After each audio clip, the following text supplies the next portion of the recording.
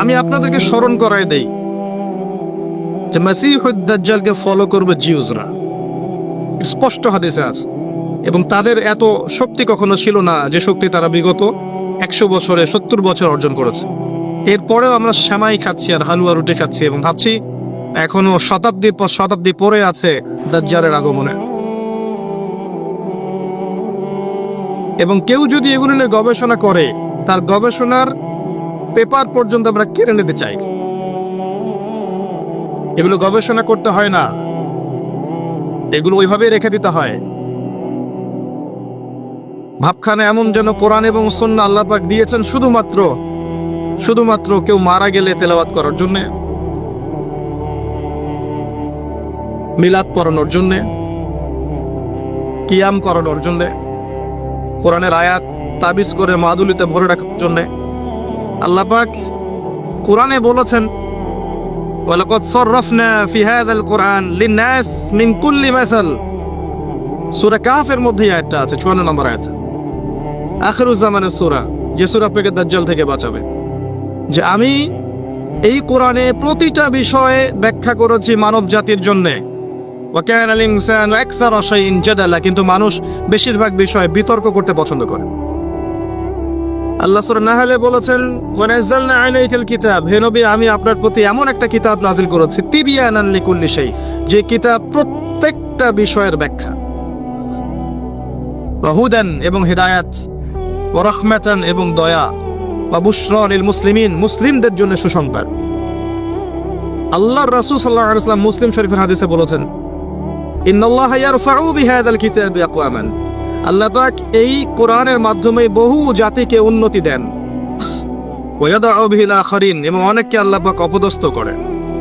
আল কোরআন হুজ্জাতুন লাকা ওয়া আলাইক, এটা তোমার পক্ষে সাক্ষী দেবে অথবা বিপক্ষে সাক্ষী দেবে। সবকিছু কোরআন এবং হাদিসে আছে। এগুলোকে কেন্দ্র করে যদি আমরা ব্যাখ্যা, বিশ্লেষণ, গবেষণা না করি, তাহলে যুগ এবং জিজ্ঞাসার জবাব খুঁজে পাবো না। অবশ্যই গবেষণায় ভুল হতে পারে, ভুল হলে গবেষক শুধরে নেবেন। তার মানে এই নয় যে কোরআনের আয়াতগুলোর পিছনে যে লেখা আছে লাআল্লাহুম ইয়াতাযাক্কারুন, লাআল্লাকুম তাআকিলুন, লাআল্লাহুম ইয়াকিলুন, এই যে কথাগুলো আছে লাআল্লাহুম ইয়াতাফাক্কারুন, এই কথাগুলোকে আমরা অ্যাভয়েড করতে পারি না।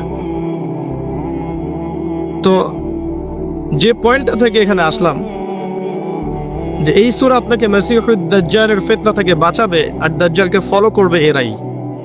এবং তাদের অবস্থা আজকে বিশ্বের দিকে তাকালে দেখবেন তারা বিশ্বকে রুল করছে, নেতৃত্ব দিচ্ছে। মুসলিমদের ইগোতে লাগে যখন এই কথা বলা হয়, মুসলিমদের আত্মসম্মান বোধে লাগে, ইগোতে লাগে, আত্ম অহমিকায় লাগে। না, আমাদেরকে ওরা রুল করছে না। আমাদের 57টা বা 7টার বেশি রাষ্ট্র আছে, সামরিক বাহিনী আছে, আমাদের প্রাকৃতিক সম্পদ আছে, আমাদের অনেক কিছু আছে, আমরাই বিশ্বের সেরা। এটা ভুলে যান, একসময় ছিলাম আমরা বিশ্বের সেরা, এখন আমরা বিশ্বের সেরা নয়। কোন দিক থেকে সেরা আমরা? ধর্মতাত্ত্বিক দৃষ্টিকোণ থেকে দেখেন, আজকে মুসলিমদের তাওহীদের মধ্যে শিরকের জয় জয়কার, আজকে মুসলিমদের সুন্নাহর মধ্যে বেদায়াতের জয় জয়কার। অর্থনৈতিক জীবনে গিয়ে দেখেন, মুসলিমদের হালালের মধ্যে হারামের জয় জয়কার। মুসলিমরা সুদ খাচ্ছে অবলীলায়, ঘুষ খাচ্ছে অবলীলায়, দুর্নীতি করছে, সম্পদ আত্মসাৎ করছে অবলীলায়, মিথ্যা বলছি, চুরি করছি, ডাকাতি করছি, ছিনতাই করছি, ধর্ষণ করছি, জিনা করছি, মাদক খাচ্ছি, পর্নাসক্ত হচ্ছি, ক্যাসিনোতে যাচ্ছি, জুয়া খেলছি, দুনিয়ার প্রতি আসক্ত হয়ে গেছে মুসলিমরাই।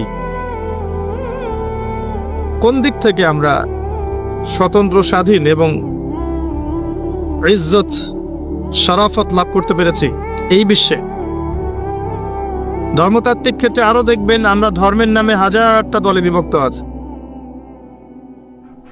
পলিটিক্যালি আমরা হাজার দলে বিভক্ত, আমরা সোশ্যালি দেখবেন বিভক্ত, আমরা দিন প্রচারের ক্ষেত্রেও বিভক্ত। দেখবেন এক বক্তা আরেক বক্তার নিন্দা না করতে পারলে পেটের ভাত হজম হয় না। দেখবেন একজন আলেম আরেকজন আলেমকে গালি না দিলে তার দিনের দাওয়াত নাকি হচ্ছে না, এবং এটার দলিল হচ্ছে তা'মুরুনা বিল মা'রুফ ওয়া তানহাউনা আনিল মুনকার। মাশাআল্লাহ।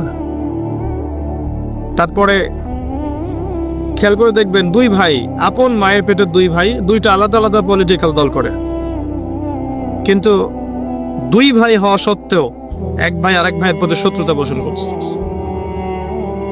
প্রত্যেকটা সেক্টরে আপনি যান, সামাজিক, পলিটিক্যাল, ইকোনমিক, ধর্মতাত্ত্বিক, প্রতিটা দেখবেন আমরা সেক্টেরিয়ালি ডিভাইডেড। আমরা বিভিন্ন ধর্মে এবং গোত্রে, দলে এবং উপদলে বিভক্ত, এবং এক একটা দলের শাখা দলও আছে, অনেক উপদলও আছে, এবং সবাই দাবি করছে যে আমরাই হকপন্থী এবং আমরাই জান্নাতের ডিলার। তোমার লিজ লাগলে আসো, নিয়ে যাও।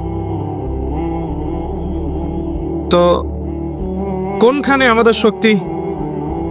আচ্ছা, একটা আয়াত কোরআনে মনে হয় আছে, আপনারা কি পড়েছেন? সূরা আলে ইমরানের 103 নম্বর আয়াতে কোরআনে সম্ভবত আছে একটা। এটা বেদে নাই, এটা বাইবেলে নাই, সেটা তাওরাত, জাবুর, ইনজিলে সম্ভবত ছিল না। ওয়া'তাসিমু বিহাবলিল্লাহি জামিআন ওয়া লা তাফাররাকু।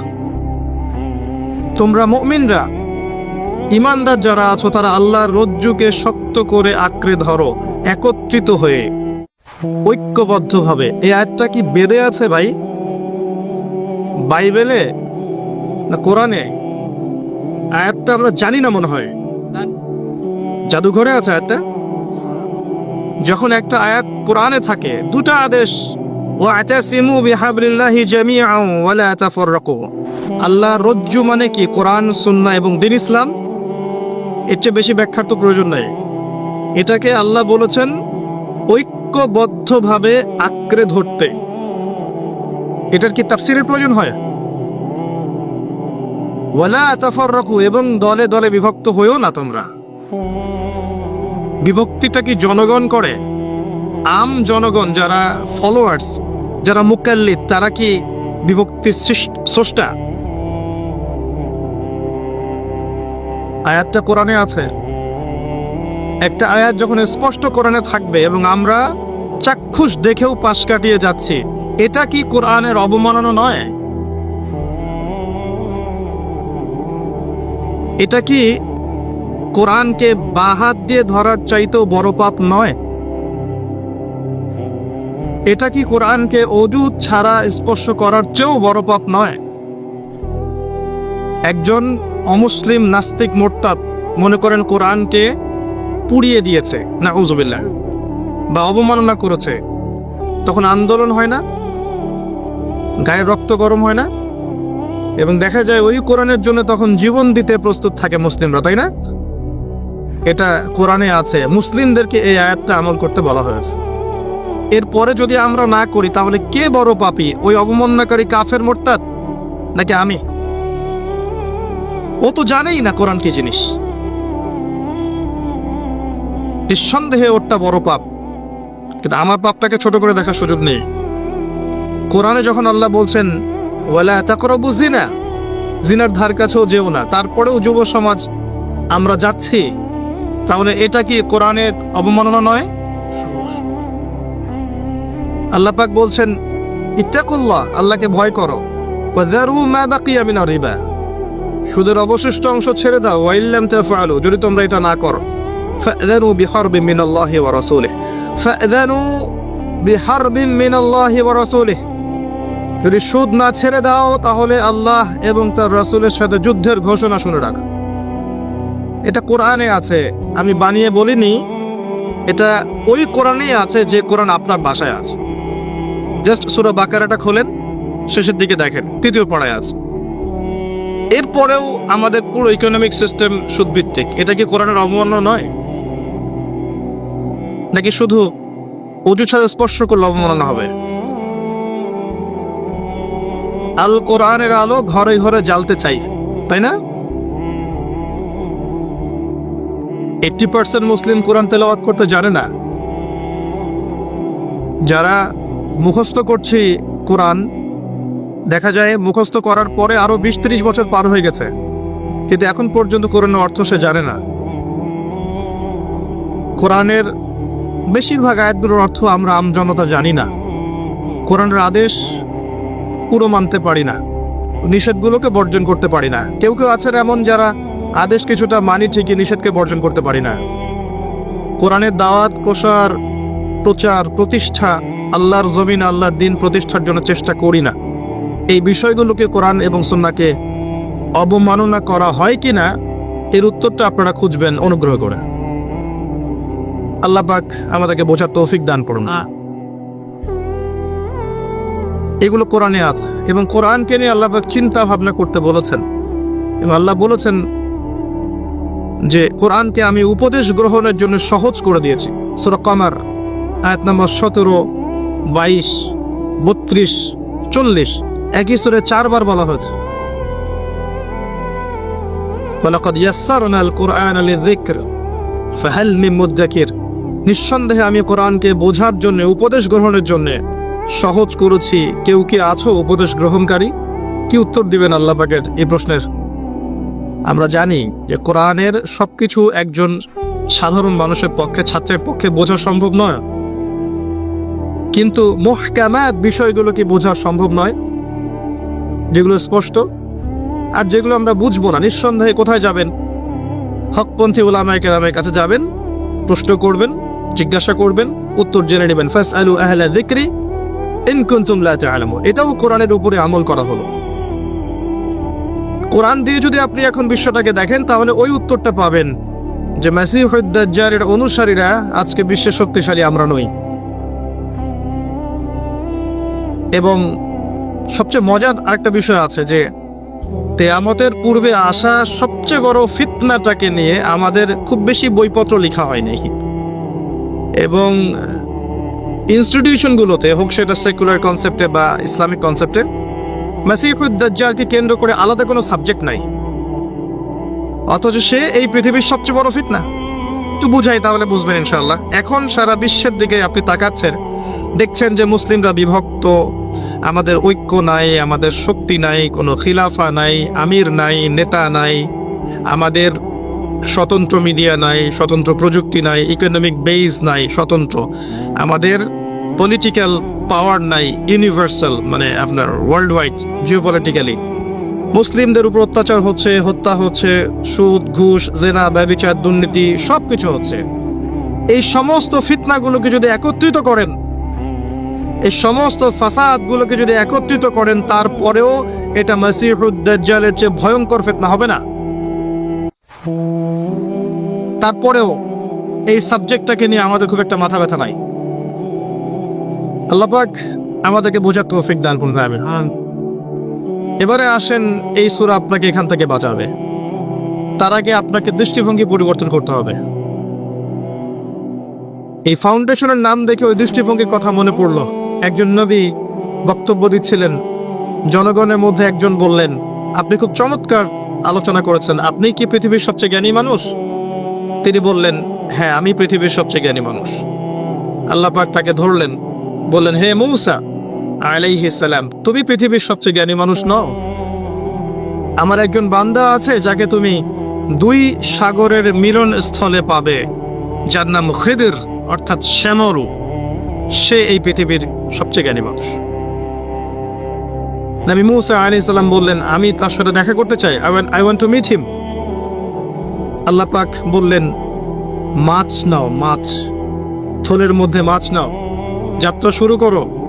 যেখানে গিয়ে দেখবে এই মাছ জীবিত হয়ে গেছে, সেখানেই সেই ব্যক্তির সাক্ষাৎ পাবে। তিনি চলতে লাগলেন। তার সাথে ছিল ইউশা বিন নুন, যিনি পরবর্তীতে নবী হয়েছেন। এক পর্যায়ে তিনি রাস্তা ভুল করলেন এবং ক্লান্ত হয়ে পড়লেন। অনেকদিন বলেছি, জীবনে আপনার চলার পথ যদি ভুল হয়, আপনি দ্রুত ক্লান্ত হয়ে যাবেন। আজকেও যদি আপনার জীবনের চলার পথ আল্লাহ এবং তার রাসূলের আনুগত্যের দিকে না হয়, অতি দ্রুত আপনি ক্লান্ত হয়ে যাবেন, শেষ বয়সে সুইসাইড করে মরতে হতে পারে। যদি আপনার জীবনের চলার পথ আল্লাহর পথে হয়, শেষ বয়সেও আপনি হুঙ্কার ছাড়তে পারবেন ইনশাআল্লাহ। বাংলাদেশে এমন বরেণ্য অনেক ওলামায়ে কেরাম আছেন এবং চলে গেছেন, শেষ বয়সে গিয়েও দেখবেন দিনের জন্য কি মেহনতটাই না করেছে, এবং কমই ঘরানা থেকেই তারা বেশি ছিলেন, আমার অবজারভেশন, এটা আমার মত। ভালো খায়ের এবং কল্যাণ যেখানেই আছে সেখানে আমাদেরকে যেতে হবে এবং তার পক্ষে আমাদেরকে থাকতে হবে। যদি এমন হয় যে আপনার সামনে দাঁড়িয়ে কেউ আপনাকে থাপ্পড় দিয়েছে, কিন্তু যে থাপ্পড় দিয়েছে তার মধ্যে এমন কিছু আছে যেটা উম্মার জন্য কল্যাণকর, তাহলে আপনার এই সৎসাহস থাকা উচিত এটা বলার যে তার মধ্যে খায়ের আছে। এটাই হচ্ছে উমর রাদিয়াল্লাহু আনহুর মতো মানুষদের সুন্নাহ, যারা মনের দিক থেকে খুব স্বচ্ছ হন, স্পষ্টভাষী হন। যাই হোক, মূসা আলাইহিস সালাম আবারও ফিরে আসলেন, তার সঠিক রাস্তায় ফিরে আসলেন। ওই ব্যক্তির সাক্ষাৎ পেলেন, দেখলেন তিনি একটা সাখরার উপর বসে আছেন, অর্থাৎ পাথরের উপর বসে আছেন। শেষ জামানার সবচেয়ে জ্ঞানী মানুষ যারা হবেন তাদের চরিত্রটাও পাথরের মতো হতে হবে, সামান্য বাতাসে ঝরে যাবে না। এরপর তিনি তাকে সালাম দিলেন। খিদর আলাইহিস সালাম বললেন, এই জনমানব শূন্য জায়গায় সালাম কোত্থেকে আসলো? নবী মূসা আলাইহিস সালাম বললেন, আমি বানু ইসরাইলের মূসা। তুমি কি বানু ইসরাইলের মূসা? হ্যাঁ, আমি বানু ইসরাইলের মূসা। এর অর্থ হচ্ছে খিদর আলাইহিস সালাম বানু ইসরাইল ছিলেন না। আজকের স্টেট অফ ইসরায়েলকে আমরা বলতে চাই যে তোমরা পৃথিবীর সবচেয়ে জ্ঞানী মানুষ নও। তারা মনে করে যে they are the elite society of the world. তারা এই পুরো মহাবিশ্বেরই এলিট সোসাইটি, বাকি সব হচ্ছে ককরোচ বা তেলাপোকা। তারা এমনটাই মনে করে, তাদের ইগো আছে। কিন্তু আল্লাহ পাক কোরআনে বলছেন সে খিদর আলাইহিস সালাম বানু ইসরাইলের অন্তর্ভুক্ত ছিল না। বানু ইসরাইল কি? তাদের নবী মূসা আলাইহিস সালামকে আল্লাহ পাক বলেছেন তুমি পৃথিবীর সবচেয়ে জ্ঞানী মানুষ নও। খিদর আলাইহিস সালাম যখন তার পরিচয় ব্যক্ত করলেন, তখন মূসা আলাইহিস সালাম বললেন যে আমি কি আপনার সাথী হতে পারি, এই উদ্দেশ্যে যে আল্লাহ পাক আপনাকে যা শিখিয়েছেন সেখান থেকে আপনি আমাকে কিছু শেখাবেন। হাল আত্তাবিউক আলা আন তুআল্লিমানি মিম্মা উল্লিমতা রুশদা। সূরা কাহফ পড়ে দেখেন। ক্বালা, এরপরে খিদর আলাইহিস সালাম বলছেন, ইন্নাকা লান তাসতাতিআ মাইয়া সাবরা। হে মূসা, তুমি তো আমার সাথে ধৈর্য ধরতে পারবে না। কেমন টিচার? স্টুডেন্ট আসছে শিখতে, টিচার বলছে তুমি তো সবর করতে পারবে না। কি পরিমাণ প্রজ্ঞা থাকলে, কি পরিমাণ দূরদর্শিতা থাকলে একজন শিক্ষক বলতে পারেন তুমি তো ধৈর্য ধরতে পারবে না। আপনি একটা বাচ্চাকে, একটা না 100টা বাচ্চাকে পড়ান 1 বছর, ফাইনাল পরীক্ষার আগে আপনি বলতে পারবেন যে এই 5 জনের মধ্যে ভালো করবে এই কয়জন, এই 10 জন ভালো করবে না। এটা আপনি বলতে পারবেন না। কিভাবে? আপনি কি গায়েব জানেন না? কিভাবে? প্রজ্ঞা, আপনার বাসীরা, আল্লাহর নূর দিয়ে দেখছেন আপনি, এবং এটা আপনার অভিজ্ঞতা। ওই যে মালায়েকা কি বলেছিল, আতাজআলু ফিহা মান ইউফসিদু ফিহা ওয়া ইয়াসফিকু দিমা। আল্লাহ, আপনি এমন কাউকে সৃষ্টি করতে যাচ্ছেন পৃথিবীতে যে পৃথিবী থেকে 2টা কাজ করবে, অনলি 2টা, রক্তপাত ঘটাবে, ফাসাদ সৃষ্টি করবে। তাকায় দেখেন বিশ্বের দিকে, মানুষ প্রত্যেকটা সেকশনে ফাসাদ সৃষ্টি করেছে এবং একে অপরের রক্তপাত ঘটিয়েছে। টিল নাও ঘটিয়ে যাচ্ছে, আগামীতেও ঘটাবে ইনশাআল্লাহ। তাহলে কি ফেরেশতারা গায়েব জানতেন? বসিরা, প্রজ্ঞা। এই যে ইন ফিউচার যে কিছু কথা বলা হয়, যেমন দাজ্জাল এমনটা করতে পারে, সে আকাশ নিয়ন্ত্রণ করবে, এই আকাশ নিয়ন্ত্রণের অর্থ এমনটা হতে পারে যে সে পুরো এই আকাশে যে টেকনোলজি আছে, প্রযুক্তি আছে, এটাকে নিয়ন্ত্রণ করবে। তার হাতে রুটির পাহাড় থাকবে, এর অর্থ এমনও হতে পারে যে সে পুরো বিশ্বের ইকোনমিক সেকশনটা নিয়ন্ত্রণ করে ফেলবে। তার ফলোয়ারদেরকে সে জান্নাত দিবে, আর তাকে যারা ফলো করবে না ওদেরকে জাহান্নামে ঢুকাবে। এটা তো মানে সত্যিকার অর্থের জান্নাত জাহান্নাম নয়, কারণ এক হাতে জান্নাত নিয়ে ঘোরা কি সম্ভব? এক হাতে কি জাহান্নাম নিয়ে ঘোরা সম্ভব? এটা হচ্ছে নিঃসন্দেহে দুনিয়ার প্রোগ্রেস। আল্লাহু আ'লাম বিসসাওয়াব। এবং সে এমন গাধার পিঠে উঠে সফর করবে যে গাধার লম্বা কান থাকবে, যার নিচে হাজার হাজার শত শত মানুষ আশ্রয় নিতে পারবে। হতে পারে এটা এয়ারক্রাফট, অত্যাধুনিক প্রযুক্তি। এই যে বিষয়গুলো, এগুলোকে গায়েব জানার পর মানুষ বলছে? এটা ইলম বা প্রজ্ঞা বা বসিরা অথবা আল্লাহর নূর। 10 বছর আগ থেকে বলা হয়েছে, আমি নিজে উচ্চারণ করেছি মিনিমাম 5 বছর আগে, যে ওয়ার্ল্ড এমন একটা সময়ের দিকে যাবে ইনশাআল্লাহ যখন পেপার মানি বলে কিছু থাকবে না, সবকিছু হবে ক্যাশলেস সোসাইটি। ক্যাশলেস সোসাইটি, কাগজের টাকাহীন একটা সভ্যতা, একটা সমাজ। আপনি ডিজিট পার করবেন, জাস্ট ডিজিট থ্রো করবেন, সংখ্যা থ্রো করবেন, এবং এমন একটা মুদ্রা তারা আপনাকে ধরিয়ে দিবে যেটা আপনি হাত দিয়ে ছুঁইতে পারবেন না, পকেটেও রাখতে পারবেন না। এই যে বিষয়গুলো, এগুলো কি ভবিষ্যৎবাণী না বর্তমান? বর্তমান সম্পর্কে যারা ওয়াকেফাল নয়, বর্তমান সম্পর্কে যারা ঘুমন্ত, তাদের কাছে কথাগুলো ভবিষ্যৎবাণী মনে হতে পারে, কিন্তু বিষয়গুলো ভবিষ্যৎবাণী নয়। আস্তে আস্তে ওয়ার্ল্ড সেদিকে চলে আসছে।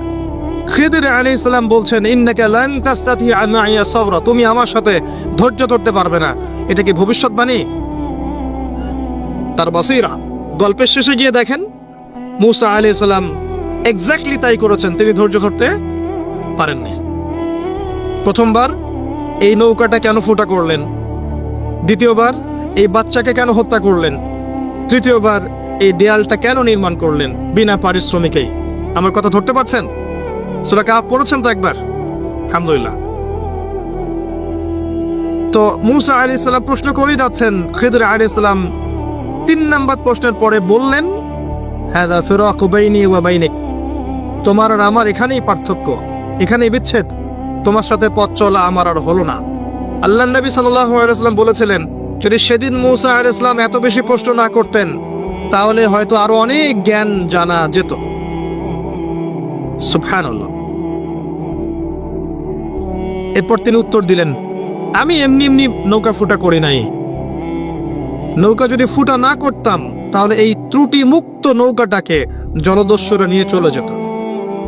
যদি বাচ্চাকে হত্যা না করতাম, এই বাচ্চা বড় হয়ে বড় কাফের হতো এবং নিজে কুফরি করত, ওর পিতামাতাকেও কাফের বানাতো। আমাদের এখনকার এই যে এথিস্ট প্রজন্মের মতো, এখনকার নাস্তিক জেনারেশনের মতো, নিজেও কাফের হচ্ছে আর জনগণকেও কাফের বানাচ্ছে। এদেরকে যদি খিদির আলাইহিস সালাম পেতেন, বাল্য বয়সে হত্যা করতেন। সিম্পল। কারণ তিনি হত্যা করেছেন এমন একজন বালককে যে বড় হয়ে কাফের হতো, আল্লাহ তাকে জানিয়েছিলেন, এবং নিজে তো হতোই, অন্য মানুষদেরকেও করত, পিতা মাতাকেও করত। আর দেয়ালটা নির্মাণ করেছে এই কারণে, ওই দেয়ালের নিচে 2 জন ইয়েতিম বাচ্চার সম্পত্তি আছে, যাদের পিতা মাতা সলেহ ছিল, সৎ ছিল। পিতামাতা সৎ হলে সন্তানদের ভবিষ্যতের দায়িত্ব আল্লাহ নিজে নিয়ে নেন। এই পিতামাতা কিন্তু বেঁচে নাই, সন্তান ছোট, পিতামাতা সৎ ছিলেন, আল্লাহ খিদির আলাইহিস সালামকে পাঠিয়ে তাদের নিরাপত্তার ব্যবস্থা করলেন। খেয়াল করেছেন? আপনি আমি যদি সৎ হই, আপনার আমার সন্তানকে নিয়ে এত টেনশন করার কিছু নাই। তাদের ভবিষ্যতের দায়িত্ব কে নেবেন? আল্লাহ নিয়ে নেবেন ইনশাআল্লাহ। ওই যে জাফর ইবনে আবি তালিব রাদিয়াল্লাহু আনহু মোতার যুদ্ধে শহীদ হয়েছিলেন, তখন তার বাচ্চারা ছোট ছোট ছিলেন। নবী সাল্লাল্লাহু আলাইহি ওয়াসাল্লাম জড়িয়ে ধরে, এই বাচ্চাদেরকে জড়িয়ে ধরে কেঁদেছেন অঝোর নয়নে। তিনি একজন মানুষ ছিলেন, আর এটা আল্লাহর রহমত যে তিনি কেঁদেছেন কষ্টে। তাকে আল্লাহ দেখিয়েছেন এই যে মোতার যুদ্ধ, যেখানে মাত্র 3000 মুসলিম সৈন্য আর 2 লক্ষ রোমান সৈন্য। যুদ্ধ কি সম্ভব? এরপরেও মাত্র 12 জন সাহাবী শাহাদাত বরণ করেছেন এই যুদ্ধে।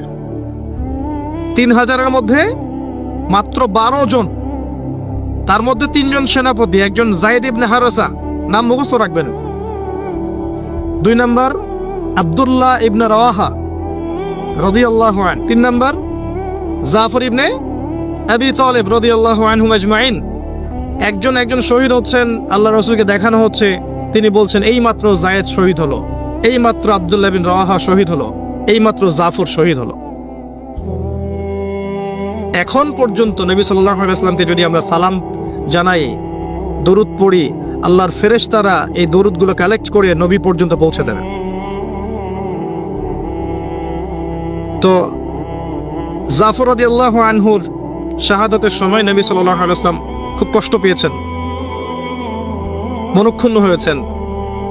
কিছুক্ষণ পরে আবার মুচকি হেসেছেন। তখন সাহাবীরা জিজ্ঞাসা করেছেন যে আপনি হাসছেন কেন ইয়া রাসূলুল্লাহ সাল্লাল্লাহু আলাইহি ওয়াসাল্লাম? নবীজি বলছেন সাল্লাল্লাহু আলাইহি ওয়াসাল্লাম, আমি এইমাত্র দেখলাম জাফর আমাকে সালাম দিয়ে গেছে, এইমাত্র দেখলাম যে তাকে তার 2 কাটা হাতের বিনিময়ে আল্লাহ পাক 2টা জান্নাতের পাখা দিয়েছেন এবং এটা দিয়ে সে জান্নাতে ঘুরে বেড়াচ্ছে এবং ফল খাচ্ছে।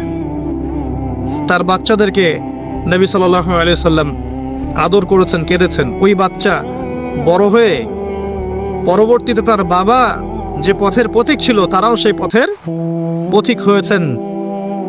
তাদের বাচ্চার ভবিষ্যৎ নিয়ে টেনশন করতে হয়েছে? হয়নি। পিতামাতা সৎ হলে বাচ্চা কাচ্চার ভবিষ্যতে টেনশন করতে হয় না। একটা কথা বলতে চাই, এই 3 জন সাহাবী শাহাদাত বরণ করার পরে আল্লাহ রাব্বুল আলামিনের একজন তরোয়াল সাইফ, তিনি পতাকা হাতে নিয়েছেন এবং তার হাতে আল্লাহ পাক এই যুদ্ধে মুসলিমদের বিজয় দান করেছে।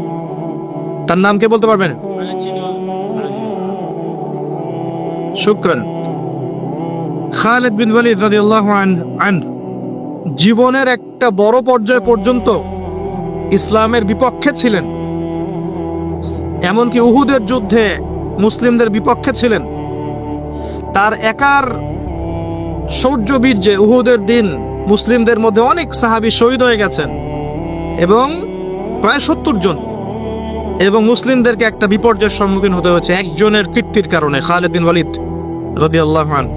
শোনেন, উমর রাদিয়াল্লাহু আনহু অস্ত্র হাতে বের হয়েছেন নবী সাল্লাল্লাহু আলাইহি ওয়াসাল্লামকে হত্যা করার জন্য। সেই উমর রাদিয়াল্লাহু আনহুকে আল্লাহ পাক ইসলামের দ্বিতীয় খলিফা বানিয়েছেন। সেই খালিদ বিন ওয়ালিদ রাদিয়াল্লাহু আনহুকে আল্লাহ পাক মুতার যুদ্ধে এমন শৌর্য বীর্য দিয়েছিলেন যে তিনি বলছেন আমার হাতে ওই দিন 9টা তরোয়াল ভেঙেছে। কয়টা? 9টা তরোয়াল আমার হাতেই ভেঙেছে। তাহলে চিন্তা করেন কতজন কাফেরকে সে জাহান্নামে পাঠিয়েছে। আমি একটা বিষয় বলার জন্য কথাটা বললাম, এখন যারা ইসলামের বিপক্ষে আছে প্রত্যেকটা সেকশনে উপর থেকে নিচ পর্যন্ত কাউকে আন্ডার এস্টিমেট করবেন না। সবার কাছে ইসলামের দাওয়াত পৌঁছাতে হবে। এমন হতে পারে এখন যারা ইসলামের স্পষ্ট বিরোধিতা করছে এই মানুষগুলোর মধ্য থেকেও আল্লাহ পাক ওমর এবং খালিদ বের করতে পারে। ইসলাম সাম্প্রদায়িকভাবে দাওয়াত দিবেন না, আমভাবে সবার কাছে ইসলামের দাওয়াত পৌঁছে দেওয়ার চেষ্টা করতে হবে। আল্লাহ পাক তৌফিক দান করুন, আমিন। খিদির আলাইহিস সালাম 3টা কাজের কারণ ব্যাখ্যা করলেন। এখান থেকে আপনার দৃষ্টিভঙ্গিটা হচ্ছে এমন, নবী মুসা আলাইহিস সালাম বাহ্যিক চোখ দিয়ে দেখেছেন, আর খিদির আলাইহিস সালামের কাছে আল্লাহর নূর, প্রজ্ঞা এবং বাসীরা ছিল। কথা কি বুঝতে পারছেন? নবী মুসা আলাইহিস সালামের কাছে বাহ্যিক চোখে আপাত দৃষ্টিতে মনে হয়েছে এটা খারাপ, এটা ঠিক নয়, এটা অনুচিত, কিন্তু খিদির আলাইহিস সালাম দূর পর্যন্ত দেখতে পারছিলেন এবং তিনি প্রত্যেকটা বিষয়ের গ্রহণযোগ্য কারণ ব্যাখ্যা করেছেন।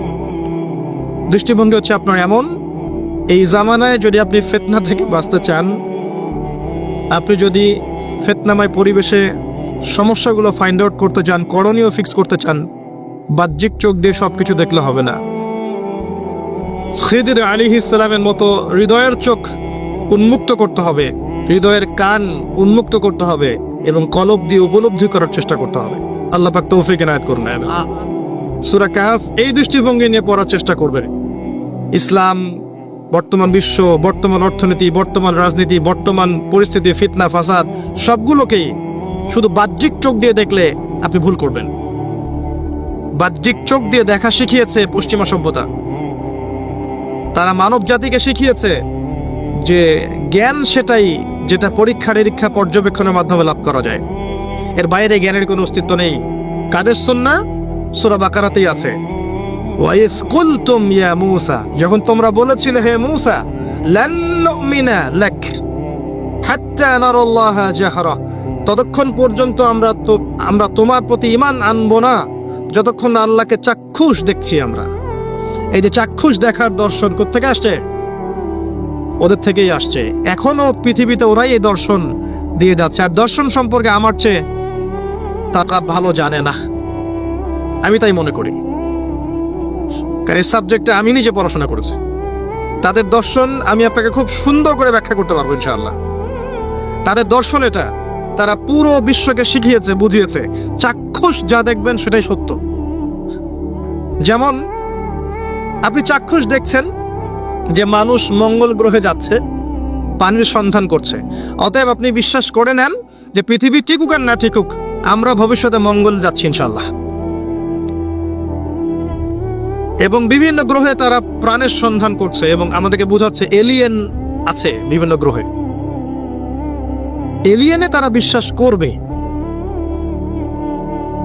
কিন্তু মালায়েকা আল্লাহর ফেরেশতায় তারা বিশ্বাস করবে না। কারণ কি? আল্লাহর ফেরেশতা চোখে দেখা যায় না।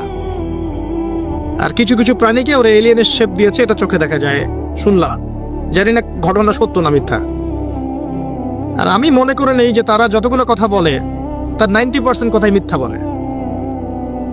ঠিক ওই রকম যে আয়াতুল কুরসি পড়ে ঘুমাতে হয়, আয়াতুল কুরসি পড়ে ঘুমাতে হয়, তাহলে একজন মালাক এসে আপনাকে পাহারা দিবেন, হেফাজত করবেন। এই হাদিসটাকে বর্ণনা করেছে, বলেন ইবলিস। হ্যাঁ, নবী করিম সাল্লাল্লাহু আলাইহি ওয়াসাল্লাম বলেছেন সে যা বলে সে সব কথা মিথ্যাই বলে, কিন্তু এই কথাটা সে সত্য বলেছে। তো তাদের ব্যাপারে আমার দৃষ্টিভঙ্গি এরকম। তো চাক্ষুষ যা দেখবে তাই বিশ্বাস করবে। এই কারণে সারা বিশ্বে এমন একটা দর্শন সৃষ্টি করেছে যে মুসলিমদের মধ্যে এখন ব্রেইন ওয়াশিং ফিলোসফি চলছে। মুসলিমরাও চাক্ষুষ না দেখলে কিছু বিশ্বাস করতে চায় না। স্পেশালি এই জেনারেশনকে, এই ইয়াং জেনারেশন যারা আছে, এদেরকে বোঝানো একটা বিষয় খুব কঠিন। কারণ তারা চাক্ষুষ দেখতে চায়, প্রমাণ চায়, এভিডেন্স চায়। যেমন শিখিয়ে দিয়েছে এই মহাবিশ্ব সৃষ্টি হচ্ছে বিগ ব্যাং থেকে, তাই না? মহাবিস্ফোরণ থেকে। এর বাইরে তারা কিছু বিশ্বাস করবে না। কিন্তু আমরা যখন কোরআন থেকে দলিল দিচ্ছি, আল্লাহ পাক সূরা আম্বিয়া এর 30 নম্বর আয়াতে বলেছেন যে আওয়ালাম ইয়ারাল্লাযীনা কাফারু আন্না সামাওয়াতি ওয়াল আরদা কানাতা রাতকান ফাফাতাকনাহুমা। কাফেররা কি লক্ষ্য করে দেখে না যে আসমান সমূহ এবং জমিন একটা বিন্দুর মধ্যে ছিল, একসাথে ছিল, একত্রিত ছিল। ফাফাতাকনাহুমা, এরপর আমরা এটাকে পৃথক করে দিয়েছি। আমি আল্লাহ এটাকে পৃথক করে দিয়েছি। এই যে বিগ ব্যাং এর দলিল সূরা আম্বিয়া পাওয়া গেল। এইভাবে দিলে ইয়াং জেনারেশন বিশ্বাস করছে। যদি নাসা বলে যে পৃথিবী থেকে লক্ষ কোটি আলোকবর্ষ দূরে একটা গ্রহের সন্ধান পাওয়া গেছে, হীরা দিয়ে তৈরি, জহরত দিয়ে তৈরি, সোনা দিয়ে তৈরি, রূপা দিয়ে তৈরি, ওখানে হুর পড়ি আছে, ইত্যাদি ইত্যাদি, আগামী দিন এই বিশ্ব ঢালাও ভাবে প্রচার করবে হ্যাঁ এটা ঘটনা সত্য। আল্লাহ পাক শুধু কোরআনেই নয়, তাওরাত, জাবুর, ইনজিলেও বলেছিলেন যে জান্নাত একটা জিনিস আছে, মুত্তাকিদের জন্য আল্লাহ পাক প্রস্তুত করেছেন। এই সভ্যতা এটা বিশ্বাস করবে না, কারণ সে চাক্ষুষ দেখেনি এখন পর্যন্ত। এই যে দর্শন লান নুমিনা লাকা হাত্তা আল্লাহা জাহরা, এটা নতুন দর্শন নয়, এটা প্রাচীন দর্শন। এরা নতুনত্ব দিয়েছে। কিন্তু এখানে মনে রাখবেন, আপনার ঈমানের প্রতিটা পিলার অদৃশ্য বিশ্বাস। কিসে বিশ্বাস? আল্লাহ যদি চোখের সামনে থাকতেন, ফেরাউনও তাকে সেজদা করত। তাহলে এই আয়াত কোথায় যেত? লিনাবলুয়াকুম আইয়ুকুম আহসানু আমালা। আল্লাহ পাক পৃথিবীতে পাঠিয়েছেন পরীক্ষা করার জন্য যে আমাদের মধ্যে আমলে কে উত্তম। আল্লাহ যদি চোখের সামনে থাকতেন, ফেরেশতারা আমাদের চোখের সামনে থাকতো, মানুষ আজরাইলকে দেখতে পায়, মালাকুল মউতকে দেখতে পায়, তাহলে কি পাপ করে? পরীক্ষা হয়। সিম্পল। এটা বোঝার জন্য পিএইচডি করার দরকার আছে? এখন এগুলো বোঝায়। ইমানের 6 পিলার প্রতিটাই গায়েব। আল্লাহকে দেখতে পাই না, বিশ্বাস করতে হবে। মালায়েকাকে দেখি না, এই জায়গা মালায়েকা ঘিরে রেখেছেন, দেখি না, বিশ্বাস করতে হবে। আগের আসমানি কিতাব একটাও দেখি নাই। ইভেন অনেক মুসলিম তো কোরআনও দেখে নাই। এমনও মুসলিম আছে কোরআন দেখে নাই, জানে যে একটা কোরআন বলে একটা কিতাব আছে, বাবা মারা গেলে খুলে পড়তে হয় বা হুজুরকে ডেকে আনে পড়াতে হয়। নিজে পড়ার তো তৌফিক হয় নাই, হুজুরকে ডেকে এনে পড়াতে হয়। আর এক শ্রেণীর মাশাআল্লাহ সেরকম মানুষও বের হয়েছে, কনটাকে পড়ে দিবে, পকেট ভর্তি করে বাসা চলে আসবে। সেও চিন্তা করেছে যাক একে বাগে পাওয়ার এটাও একটা বুদ্ধি। এরকম পরিণতি হওয়া উচিত। যেমন সন্তান তেমন পরিণতি হয়েছে। যাই হোক, আসমানি কিতাব সব আমরা দেখি নাই, বিশ্বাস করতে হবে। নবী রাসূলগণ সবাইকে দেখেছেন? আমাদের নবীকেও তো দেখি নাই, দেখেছি? বিশ্বাস করতে হবে। ওয়াল ইয়াউমিল আখির, পরকালের জীবন, কবরের আযাব, ঠিক আছে, পুনরুত্থান, মিজান, পুলসিরাত, জান্নাত জাহান্নাম, দেখেছি? বিশ্বাস করতে হয়। ওয়াল কদরি খাইরি ওয়া শাররিহি, তাকদীরের ভালো মন্দ, দেখেছি? বিশ্বাস করতে হয়। এই যে ঈমানের 6 পিলার, গায়েব নয়? অবশ্যই গায়েব। এই গায়েবের উপর যারা বিশ্বাস করছে এরাই হচ্ছে মুত্তাকি। যালিকাল কিতাব লা রাইবা ফিহি হুদাল লিল মুত্তাকিন আল্লাযীনা ইউমিনুনা বিল গায়ব। কারা মুত্তাকি? যারা এই গায়েবে বিশ্বাস করে, ঈমানের 6 পিলারে বিশ্বাস করে। আসেন, এই জ্ঞানতাত্ত্বিক দর্শনটা ঠিক করেন আগে। জ্ঞান আল্লাহর পক্ষ থেকে আসে। কার পক্ষ থেকে আসে? ওয়া কুলিল হাক্কু মির রাব্বিকুম, এই সূরাতেই আছে 29 নম্বর আয়াতে। ওয়া কুলিল হাক্কু মির রাব্বিকুম, হক সেটাই যেটা তোমার রবের পক্ষ থেকে নাজিল হয়। সুবহানাল্লাহ। হক, সত্য মিথ্যা, ন্যায় অন্যায়, ভালো মন্দের মানদণ্ড সেটাই যেটা তোমার রবের পক্ষ থেকে নাজিল হয়েছে। কি নাজিল হয়েছে রবের পক্ষ থেকে? মানুষের মস্তিষ্ক প্রসূত বিদ্যা, বুদ্ধি, দর্শন, কনস্টিটিউশন, কি নাজিল হয়েছে? আল্লাহর কিতাব। যখন তাওরাত নাজিল হয়েছিল, তাওরাতই ছিল হক। যখন জাবুর নাজিল হয়েছিল, জাবুরই ছিল হক। যখন ইনজিল নাজিল হয়েছে, ইনজিলই ছিল কি? হক। এখন আছে কোরআন, কিয়ামত পর্যন্ত থাকবে কি? কোরআন। তাহলে হক বাতিলের মানদণ্ড কি? হ্যাঁ, অবশ্যই এর ব্যাখ্যায় সুন্নাহ আসবেই। আসবে না? নাকি শুধু কোরআন মানবেন, সুন্নাহ মানবেন না? এক শ্রেণীর মানুষ বের হচ্ছে না এখন, শুধু কোরআন মানি, সুন্নাহ হাদিস মানি না, সুন্নাহ মানি না। এটা আর একটা বড় ফিতনা। আল্লাহ পাক কোরআনে বলেছেন যে ওয়ামা আতাকুমুর রাসূলু ফাখুযু ওয়ামা নাহাকুম আনহু ফানতাহু, রাসূল তোমাদেরকে যা দিয়েছেন সেটা কি করো? গ্রহণ করো। আর রাসূল যা থেকে নিষেধ করেছেন তা থেকে দূরে থাকো। হাদিস না মানলে কিভাবে এর উপর আমল করবে? তো এই ফিতনায় পা দিয়েন না। হাদিস আল্লাহর পক্ষ থেকেই এসেছে, এটা আলাদা কোন উৎস থেকে আসেনি। ওয়ামা ইয়ানতিকু আনিল হাওয়া ইন হুয়া ইল্লা ওয়াহয়ু ইউহা। রাসূল সাল্লাল্লাহু আলাইহি ওয়াসাল্লাম নিজের মন গড়া কোনো কথা বলেন না, তিনি ওইটাই বলেন যে আল্লাহর পক্ষ থেকে ওয়াহি করা হয়। সো কোরআন এবং সুন্নাহ ছাড়া হকের অন্য কোনো মানদণ্ড আছে? নাই। এবার আসেন, এই কোরআন এবং সুন্নাহ যদি ইলমের মানদণ্ড হয়, জ্ঞানের উৎস হয়, তাহলে আমাদের এর উপর কিছু করণীয় আছে না? আমাদের করণীয় হচ্ছে প্রথমত আল কোরআনকে পড়তে শেখা। কি করণীয়? প্রথম, তারপরে নিয়মিত তেলাওয়াত করতে শেখা বা চর্চা করা।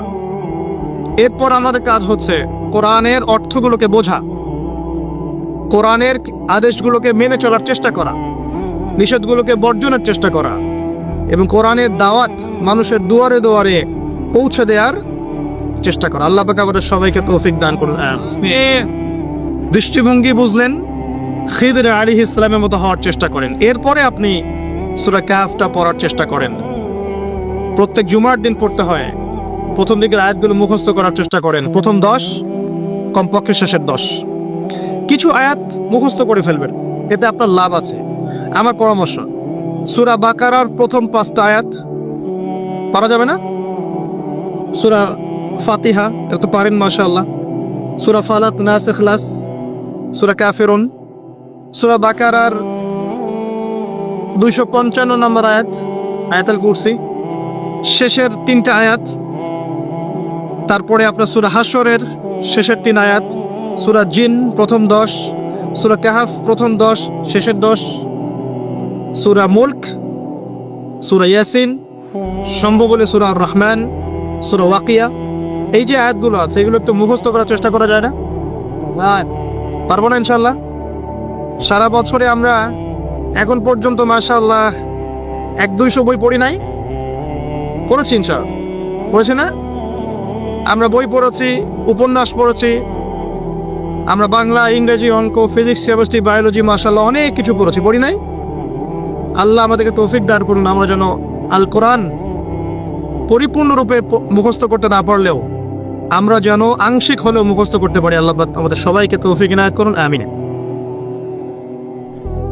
এরপরে আমি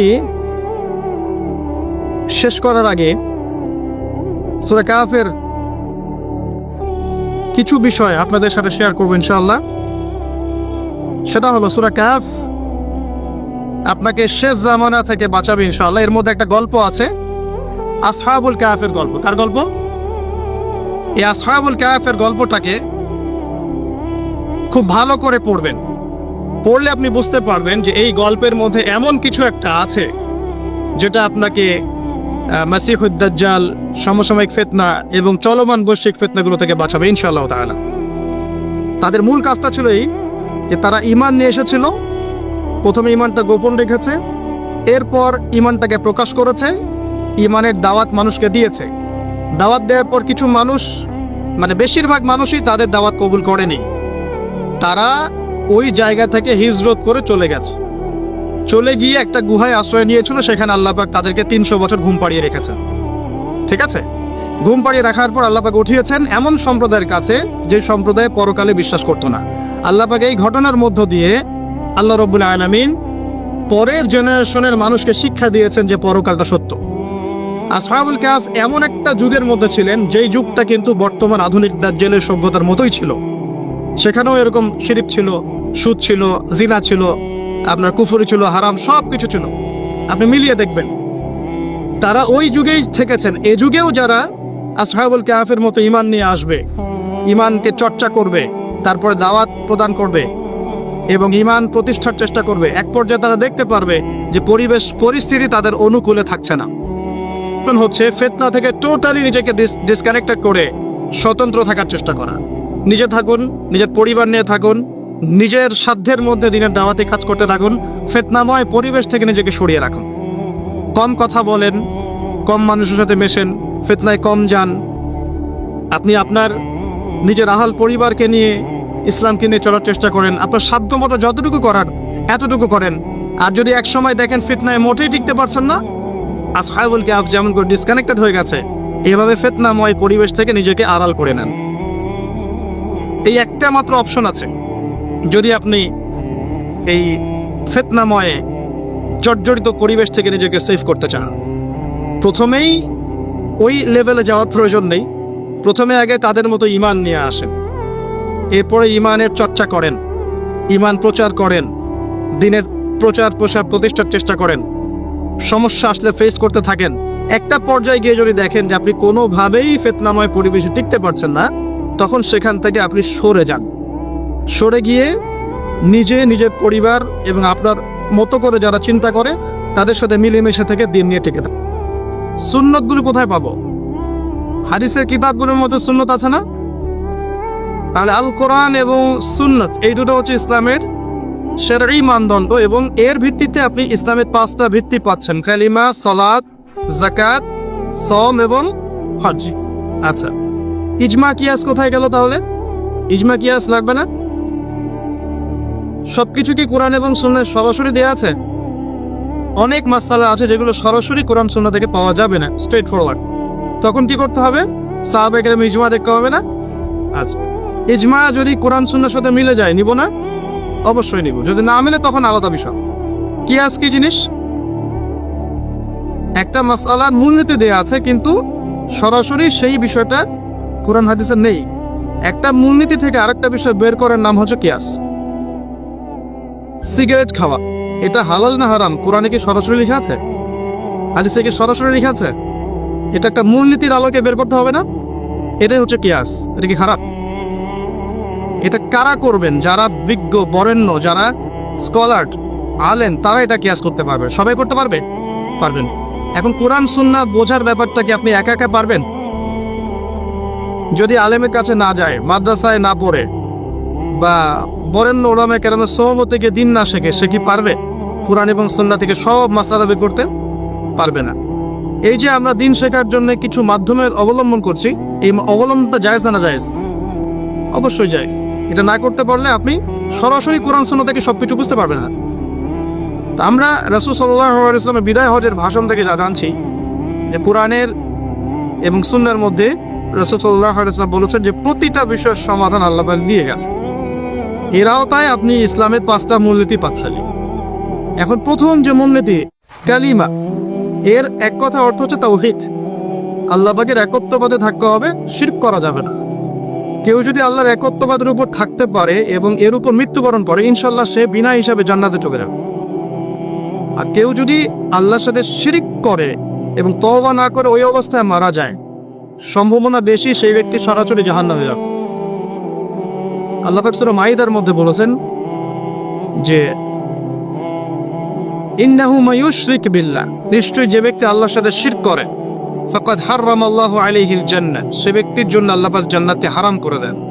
ওয়া মাওয়াহুন নার, এবং তার জন্য জাহান্নামকে অবধারিত করে দেন। ওয়া মা লিয-যালিমিনা মিন আনসার, জালিমদের জন্য আল্লাহ পাক সাহায্যকারী রাখেন। তাই তাওহীদে থাকলে আপনি জান্নাত পাবেন ইনশাআল্লাহ। শিরক করে ফেললেই জাহান্নাম ছাড়া গতি থাকবে না। শুনেন, নবী সাল্লাল্লাহু আলাইহি ওয়াসাল্লামকে আল্লাহ পাক বলেছেন, লাইন আশরাকতা লা ইয়াহবাতান্না আমালুকা, হে নবী তুমি যদি শিরক করো তাহলে আমি তোমার আমলও ধ্বংস করে দেব। নবী সাল্লাল্লাহু আলাইহি ওয়াসাল্লামের আগের সমস্ত গুনাহ মাফ, পিছনের সমস্ত গুনাহ মাফ। তিনি একমাত্র ব্যক্তি যিনি আমাদেরকে ভাই বলেছেন। তিনি আমাদের জন্য হাউজে কাউসারে দাঁড়িয়ে থাকবেন পানি নিয়ে। তিনি এই উম্মতের কবিরা গুনাহগার ব্যক্তিদের জন্য সুপারিশ করবেন, তাদেরকে জান্নাতে নিয়ে যাবেন।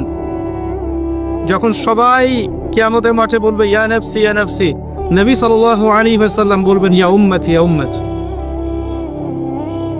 তো নবী সাল্লাল্লাহু আলাইহি ওয়াসাল্লামের আদর্শ ফলো করতে হবে না? তার সুন্নতগুলো আমল করতে হবে না? শুধু মুখে যদি বলি আমি আশিকে রাসূল, কাজে নাই, তাহলে হবে? প্রত্যেক দিন 24 ঘন্টায় নবীর সুন্নতগুলো আছে না? ঘুমানোর সুন্নত, ঘুম থেকে ওঠার সুন্নত, বাথরুমে যাওয়ার সুন্নত, খাওয়ার সুন্নত, নামাজের সুন্নত, তেলাওয়াতের সুন্নত, জিকিরের সুন্নত আছে না? পড়াশোনার, ব্যবসা বাণিজ্যের, পরিবারের সুন্নত আছে না? এই সুন্নাহগুলো যে আমল করতে পারবে ইনশাআল্লাহ, সেই নবীর সুপারিশ পাবে ইনশাআল্লাহ। সে ইনশাআল্লাহ কবরে উত্তর দিতে পারবে যে এই ব্যক্তিকে যাকে তোমাদের কাছে পাঠানো হয়েছে। তো কালিমার বিষয়টা বলতে গিয়ে আসলাম যে আপনাকে আল্লাহর তাওহীদে থাকতে হবে, শিরক করা যাবে না। একমাত্র আল্লাহকে সৃষ্টিকর্তা, পালনকর্তা, রিজিক দাতা, হায়াত মৌতের মালিক, সন্তান দাতা, ভালো মন্দের মালিক, সব কিছু আল্লাহ থেকে হয়। এই কনসেপ্টের নাম কি? তাওহীদ। এই তাওহীদের উপর থাকলে ইনশাআল্লাহ আপনি শিরক থেকে বেঁচে থাকবেন।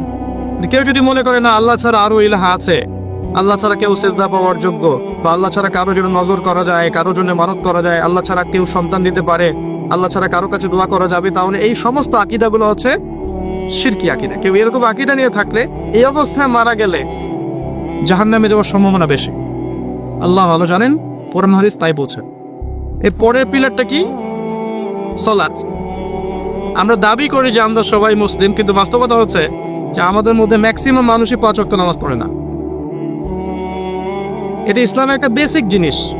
ইসলামের বড় বড় বিষয় অনেক পরে, আগে মূল একটা বেসিক জিনিস হচ্ছে 5 ওয়াক্ত নামাজ। আর আমরা যারা নামাজ পড়ছি তারাও নামাজে কি পড়ছে এটা বুঝি না, তাই না? সূরা ফাতিহার অর্থ, একটা সূরার অর্থ, রুকুর তাসবিহ, সিজদা তাসবিহ, তাশাহুদ, দরুদ, দোয়া, মাসুর, এর অর্থ বুঝি না বলেই দেখবেন নামাজ করছি আর মনোযোগ অন্যদিকে। নামাজ 2 রাকাত নামাজে 200টা চিন্তা আমার মাথায় চলে আসছে। করণীয় হচ্ছে আপনাকে নামাজে যা করছেন এর অর্থটা বুঝতে হবে। যদি আপনি অর্থের দিকে মনোযোগ দিতে পারেন, ইনশাল্লাহ আপনার নামাজে মনোযোগ অন্যদিকে যাবে না, এবং আপনি রিল্যাক্সে, সুকুনের সাথে, প্রশান্তির সাথে নামাজ পড়তে পারবেন ইনশাআল্লাহ। আর একটা টিপস দিতে পারি যে সূরাগুলো যে আমরা পড়ি, এগুলো প্রতিদিন একই সূরা পড়বেন না। এক এক নামাজে এক এক সূরা দিয়ে পড়ার চেষ্টা করেন, আপনার মাথাটা ব্যস্ত থাকবে, মনোযোগ বাড়বে ইনশাআল্লাহ। আর নামাজে তাড়াহুড়া করবেন না, ধীর স্থির ভাবে নামাজ পড়বেন। সব কাজ পরে, আগে নামাজটা শেষ হবে, তারপর অন্য কাজে যাবেন আপনি। সবচেয়ে গুরুত্ব দিবেন ফজরের নামাজকে, এশার নামাজকে, আসরের নামাজকে। প্রত্যেকটা নামাজই গুরুত্বপূর্ণ, কিন্তু ফজর, এশার জামাতটা বেশি গুরুত্বপূর্ণ। কারণ নবীজি বলেছেন 2টা নামাজ আছে যে নামাজের জামাতে শরীক হওয়া মুনাফিকদের জন্য খুব কঠিন। একটা হচ্ছে ফজর, একটা কি? এশা। এই 5 ওয়াক্ত সালাত পড়তে হবে ডিজিটাল 3G 4G স্টাইলে নয়। ডিজিটাল নামাজ জানেন, বুঝেন তো? মানে 2 রাকাত নামাজ 2 মিনিটে শেষ। এত দ্রুত নয়, ধীর স্থির ভাবে, রুকু করেন স্থির ভাবে, উঠে দাঁড়ান স্থির ভাবে, কি পড়ছেন বোঝেন, সেজদায় যান, সময় দেন, সেজদায় বেশি বেশি আল্লাহর কাছে দোয়া করেন। সেজদায় যে যত বেশি আল্লাহর কাছে দোয়া করবে নবীজি বলেছেন সেজদায় মানুষ আল্লাহর সবচেয়ে কাছে থাকে, এত কাছে কখনো মানুষ থাকতে পারবে না। তাই তোমরা বেশি থেকে বেশি সেজদায় দোয়া করতে থাক। আর আমরা শুধু সুবহানাল্লাহ আলা 3 বার পড়েই বাস, তাই না? দোয়া করতে হবে, সেজদায় বেশি বেশি দোয়া করে শেখেন, আল্লাহ আপনার দোয়া কবুল করবে ইনশাআল্লাহ। বেশি বেশি দোয়া করেন, নিজের জন্য করেন, পরিবারের জন্য করেন, সমাজের জন্য করেন, উম্মার জন্য করেন, দেশের জন্য করেন, সবার জন্য দোয়া করেন। কারো প্রতি হিংসা, বিদ্বেষ, গীবত, তহমত, সমালোচনার সংস্কৃতি রাখবেন। মনটাকে নরম করেন, তাসকিয়া, নূর নিয়ে আসে। আল্লাহ পাক তৌফিক দান করুন। বেশি বেশি দোয়া করেন, সেজদায় বেশি বেশি দোয়া করেন। আরো কিন্তু দোয়া কবুলের স্থান আছে। শেষ রাত্রে দোয়া করলে দোয়া কবুল হবে, তাহাজ্জুদের সময় দোয়া করলে দোয়া কবুল হবে, বৃষ্টি পড়ছে মনে করেন এই সময় দোয়া করলে দোয়া কবুল হবে।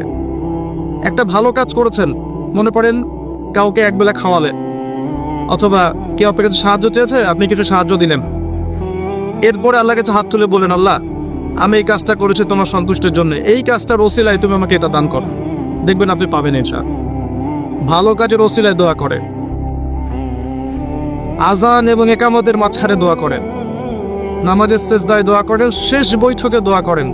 এই যে আত্তাহিয়াতু দরুদ এবং দোয়া মাসুরা পড়ার পরে দোয়া করেন, নামাজে সালাম ফেরার পর দোয়া করেন। এই সময়গুলোতে দোয়া করলে দোয়া কবুল হয়।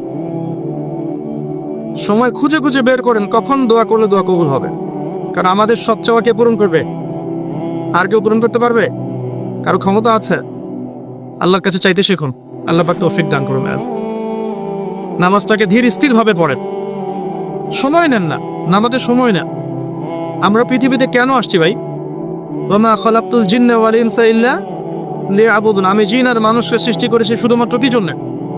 আমার ইবাদত করার জন্য। ইবাদত মানে শুধু এই জিকির, নামাজ, তেলাওয়াত এগুলোই নয়, পুরো জীবনের সব কাজই ইবাদত। কিন্তু নামাজটা বেশি ইম্পর্টেন্ট, কারণ প্রথম হিসাব কিসে নেওয়া হবে? নামাজে। এই নামাজে তাড়াহুড়া করলে অন্য বিষয়গুলো টিকবে না। এরপরে আপনি বেশি বেশি সুন্নত নামাজ পড়ার চেষ্টা করেন, নফল নামাজ পড়ার চেষ্টা করেন। যদি পারেন, আল্লাহ যদি তৌফিক দেয়, আল্লাহ আমাকে তৌফিক দেয়, আপনাকে তৌফিক দেয়, তাহাজ্জুদের সময় অন্তত 2 রাকাত নামাজ পড়ার চেষ্টা করেন। এই সময় আপনি যা চাবেন আল্লাহর কাছে আল্লাহ পাক তাই দিবেন ইনশাআল্লাহ। আল্লাহ নবী বলেছেন সাল্লাল্লাহু আলাইহি ওয়াসাল্লাম, আল্লাহ পাক রাতের শেষ অংশে প্রথম আকাশের কাছাকাছি আসেন, নিকটবর্তী হন। কিভাবে আসেন সেটা আল্লাহ ভালো জানেন, আমরা জানি না। এবং আহ্বান করতে থাকেন, কে আছো আমার কাছে কিছু চাইবে আমি তোমাকে দিব, কে আছো আমার কাছে ক্ষমা চাইবে আমি ক্ষমা করে দেব, কে আছো আমাকে ডাকবে আমি তোমার ডাকে সাড়া দিব। এভাবে ফজর পর্যন্ত আল্লাহ বলতে থাকেন। আর আমরা কি করি এই সময়? অনলাইনে টেপাটেপি করতে থাকি, তাই না ভাই? অনলাইনে সময় দিতে থাকি। আল্লাহ পাক আমাদেরকে বোঝার তৌফিক দান করুন। এই সময়গুলো খুঁজে খুঁজে বের করে আল্লাহকে ডাকার তৌফিক দান করুন। সালাতের পরে আসেন যাকাত। ইকোনমিক্স, ইসলামের অর্থনীতির বেস হচ্ছে যাকাত। নিসাব পরিমাণ সম্পদ হলে আপনাকে যাকাত দিতে হবে। এটা কোনো নফল কিছু না, আপনাকে দিতেই হবে, এটা আপনার জন্য ফরজ। যদি নিসাব পরিমাণ সম্পত্তি হয় যাকাত দিতে হবে। এটা কি করে? এটা আপনাকে সমাজের সাম্য নিয়ে আসবে। আপনার সম্পদের মধ্যে গরিবের হক আছে, এই হকটা আপনাকে দিতে হবে। যদি হকটা না দিই তাহলে ওর হক নষ্ট করার দায় আল্লাহ পাক আমাকে ধরবে। ঠিক আছে?